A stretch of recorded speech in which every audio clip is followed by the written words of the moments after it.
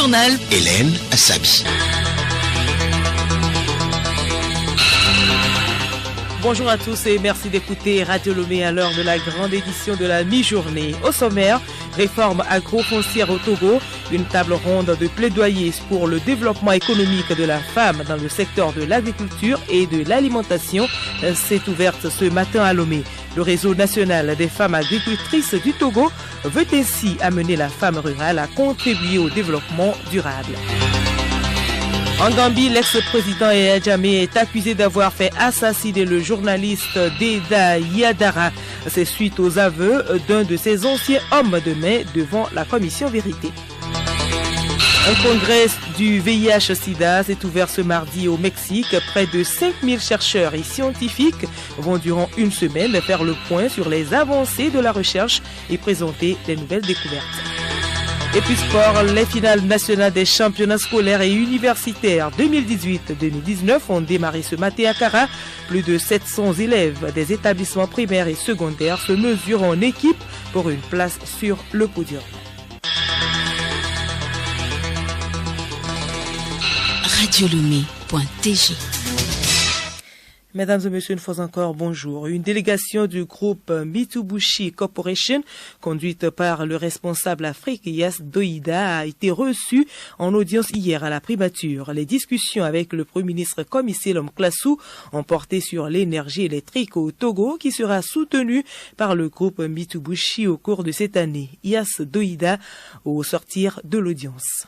On a surtout discuté en ce qui concerne l'énergie de ce pays. Aujourd'hui, je pense que 40% de personnes ont accès de l'électricité, mais ils ont dit qu'ils veulent augmenter le taux jusqu'à vers 100%, vers l'année 2030. Nous, autant que société japonaise, oui, nous voudrions aider et puis pousser pour que tous les peuples de Togo aient accès aux électricité. Oui, il y a plusieurs projets de off-grid, c'est-à-dire c'est pas la peine d'avoir le grid, mais on peut avoir le solar panel, on peut avoir des trucs un peu plus petits, mais quand même avoir l'énergie efficace. Il a dit que il est très intéressé avec la proposition et nous sommes également très fiers de participer à l'énergie de ce pays.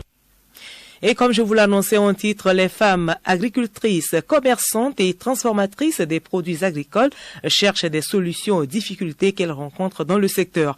Elles sont depuis ce matin à Lomé à une table ronde de plaidoyer. Geneviève Pognon. Initiée par le réseau national des femmes agricultrices du Togo RENAFAT, cette rencontre va contribuer au développement durable à travers la participation accrue de la femme rurale. Il s'agit pour ces actrices d'échanger sur les réformes agrofoncières au Togo afin d'apprécier les dispositions au niveau de chaque secteur pour les femmes dans leur accès aux ressources de production. Agbare Barietou, présidente de RENAFAT. Cet atelier est très important parce que dans nos activités, nous éprouvons trop de difficultés.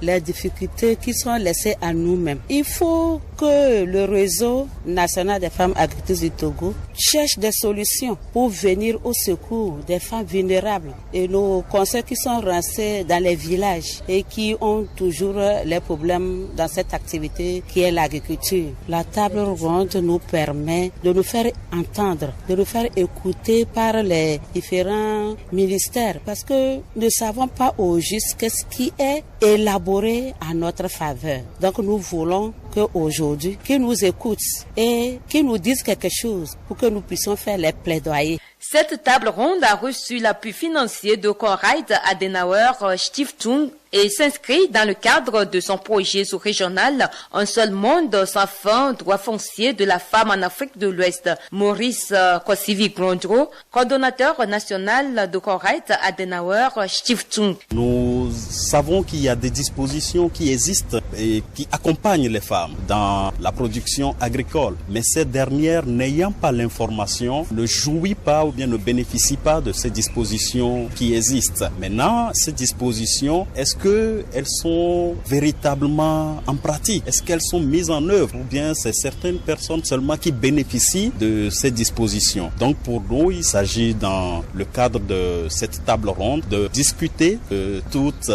ces difficultés à la lumière des dispositions légales qui existent au niveau des sectoriels concernés, que ce soit au niveau du ministère de l'Agriculture, du ministère du Transport ou du ministère de l'Urbanisme et de la Ville, des dispositions qui apportent une valeur ajoutée aux activités des femmes. La rencontre prend fin ce mercredi avec la présentation d'un document de plaidoyer aux autorités.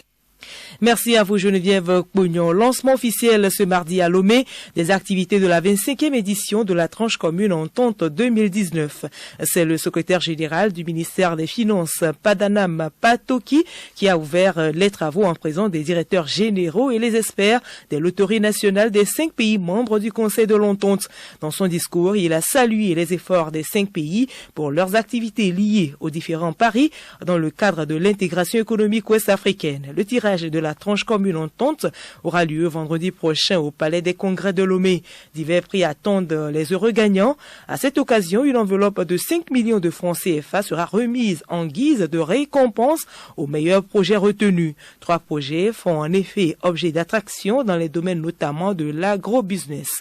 Les directeurs généraux et les experts des 5 pays, en plus du représentant du Conseil de l'Entente, ont visité ce matin les stands au siège de la Lonato à Niékonakwe. Les différents produits liés à la tranche commune Entente 2019 y sont exposés. La communauté internationale a célébré hier la Journée internationale des travailleurs domestiques. Au Togo, cette 13e édition a été marquée par une caravane initiée par l'agence Welcome en collaboration avec le syndicat des travailleurs domestiques du Togo et le Comité national des droits des travailleurs domestiques. L'événement, placé sous le thème « Travailleurs domestiques œuvrons pour un syndicat plus fort » vise à valoriser les travailleurs domestiques au Togo. Sylvestre Assia, directeur général de l'agence Welcome. L'agence Welcome et d'autres structures de la société civile nationale comme internationale œuvrent pour la réglementation du travail domestique au Togo. Il est plus aisé pour les travailleurs domestiques de prendre en charge leurs propres intérêts. Lorsque vous exercez un métier et que vous sentez les contraintes de ce métier, vous ne pouvez que défendre ce métier que par vous-même. Cela ne veut pas dire que nous les laissons agir seuls. Non, nous serons toujours à leur côté pour que ce que nous revendiquons tout le temps puisse être accepté. Dès lors que les conditions de vie et de travail sont excellents pour les travailleurs domestiques, c'est aussi les employeurs qui seront satisfaits de leurs prestations. Au cours de cette célébration, le syndicat des travailleurs domestiques du Togo, Centrad, a également procédé au renouvellement de son bureau exécutif. Akakpo Pelagi, secrétaire général du syndicat, relève les défis pour ce mandat.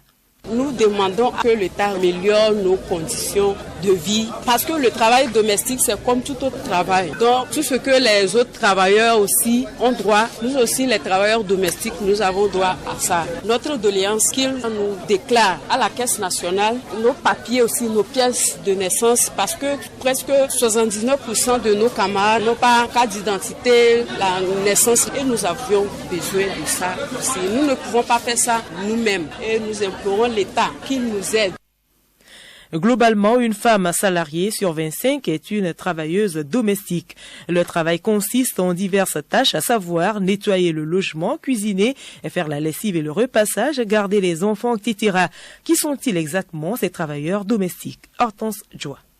Les travailleurs domestiques représentent une part importante de la main-d'œuvre mondiale du secteur informel et figurent parmi les catégories de travailleurs les plus vulnérables. Ils travaillent pour des ménages de particuliers, souvent sans véritable contrat de travail, sans être déclarés, exclus du champ de la législation du travail. On dénombre aujourd'hui au moins 67 millions de travailleurs domestiques dans le monde, sans compter les enfants qui travaillent comme domestiques.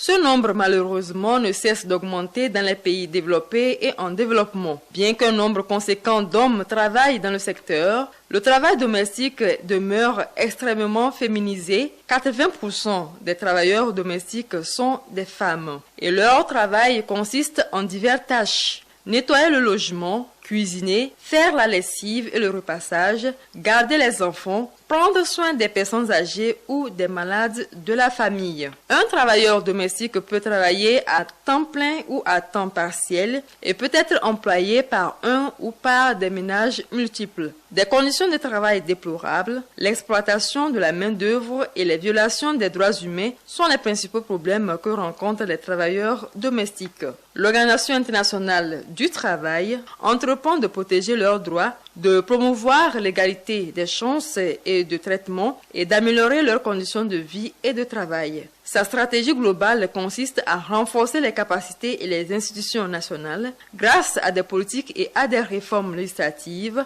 à promouvoir la ratification et l'application de la Convention numéro 189 sur le travail décent pour les travailleuses et les travailleurs domestiques. Cette convention affirme que les travailleurs domestiques ont droit, comme tous les autres travailleurs, au respect et à la protection de leurs principes et droits fondamentaux au travail, à une protection minimum. Merci à vous, Hortense Joa. Nous poursuivons avec ce communiqué du ministre de la Sécurité et de la Protection civile. Depuis le 17 juillet 2019, la région des Plateaux a enregistré des pluies diluviennes. Celles-ci ont provoqué la crue de certains cours d'eau, entraîné l'inondation de certaines localités et engendré des dégâts matériels importants, particulièrement à l'issue des pluies abondantes survenues dans l'après-midi du 20 juillet 2019. Il a été signalé, entre autres, dans le village de Pédigny, dans le AO, la mort de 3 personnes qui se sont noyées lors de la traversée par un pont de fortune d'un affluent de la rivière Yoto dénommé à Blotowi. Il s'agit d'un jeune homme âgé de 27 ans et d'une femme âgée de 28 ans qui portait au moment de la noyade son bébé de 7 mois au dos. Aussitôt alerté, l'Agence nationale de la protection civile et les forces de sécurité ont été dépêchées sur les lieux pour porter assistance afin de retrouver les personnes noyées. Les recherches ont permis de retrouver le dimanche 21 juillet les corps des victimes qui ont été remis aux familles pour inhumation. Le ministre de la Sécurité et de la Protection civile présente les sincères condoléances du gouvernement aux familles éplorées. Il invite les populations, en particulier celles riveraines des cours d'eau, à plus de prudence, surtout en cette période de forte précipitation, afin d'éviter ces situations dramatiques, et les remercie pour leur bonne compréhension. Le journal Hélène Assabi. À l'étranger, au Burkina Faso, le pouvoir et l'opposition s'accordent enfin sur les élections de 2020 après une semaine de dialogue. En effet, la majorité présidentielle et l'opposition se sont entendus sur plusieurs points, notamment la tenue effective des élections présidentielles et législatives en 2020 et municipales en 2021. La détermination de la période de tenue du référendum laissée à la discrétion du chef de l'État. Néanmoins, l'opposition refuse le couplage du référendum à toute autre élection. En Gambie, un ancien homme de main de Yaya Jammeh a avoué avoir participé à l'assassinat du journaliste Deda Yadara. Le journaliste critique du pouvoir avait été tué le 16 décembre 2004. C'était l'ancien correspondant de l'AFP et de Reporters sans frontières. Il avait cofondé le journal des Pointes et Yaya Jammeh a toujours nié être impliqué dans la mort de Deda Yadara. Une version remise en cause par Malik Diatta, qui a fait partie de l'escadron de la mort. 5000 chercheurs et scientifiques sont réunis à Mexico cette semaine pour parler du VIH-Sida dans le cadre d'un congrès en la matière. L'occasion de faire le point sur les avancées de la recherche et de présenter les nouvelles découvertes. Le contexte est particulier. La lutte contre la maladie progresse, mais bien trop lentement pour espérer la vaincre. L'un des enjeux majeurs discutés dans la communauté scientifique à Mexico concerne le dépistage.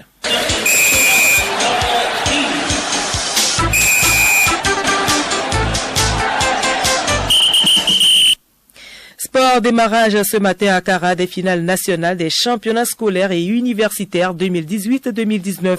En football, les demi-finales auront lieu cet après-midi, aussi bien chez les Benjamins que les juniors. Aruna Mola.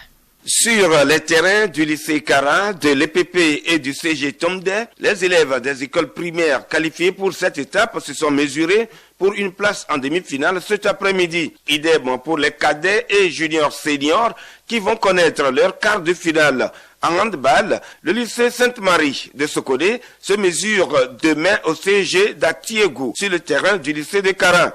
Le CG d'Actiégou va ensuite jouer son deuxième match contre le lycée Zomaï, qui va affronter après le lycée Sainte-Marie. Chez les universitaires, les ATG de Lomé donnent rendez-vous demain à la FASEG de l'université de Kara pour une finale directe en football. Jeudi, une sélection de l'UL va s'opposer à son homologue de l'UK en finale directe de handball. Pour Christ Daké, chargé des sports à l'université de Lomé, il faut un peu plus de finales pour les universitaires aux prochaines éditions. Nous peinons un peu parce que nos divers champions auraient bien voulu avoir des homologues champions de l'UK, mais malheureusement la compétition n'a eu lieu qu'en football à l'UK.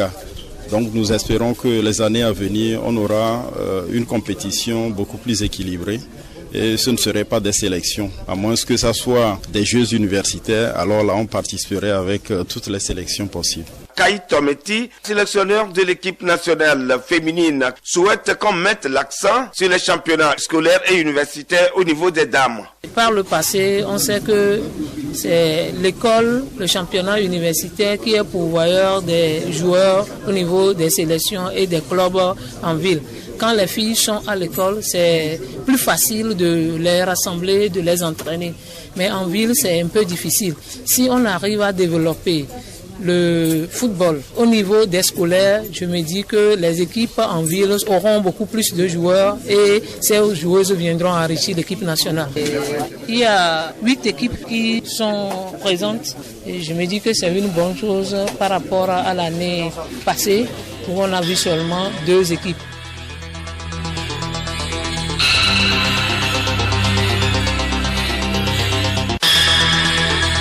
Fin de ce journal, le rappel des titres. Réforme agrofoncière au Togo, une table ronde de plaidoyer pour le développement économique de la femme dans le secteur de l'agriculture et de l'alimentation s'est ouverte ce matin à Lomé.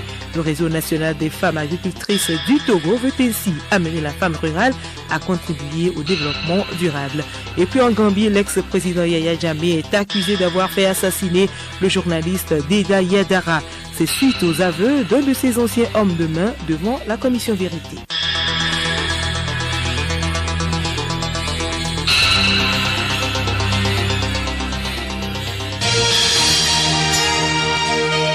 Radio Lomé, boîte postale 434, email radiolomé@radiolomé.tg. radiolomé.tg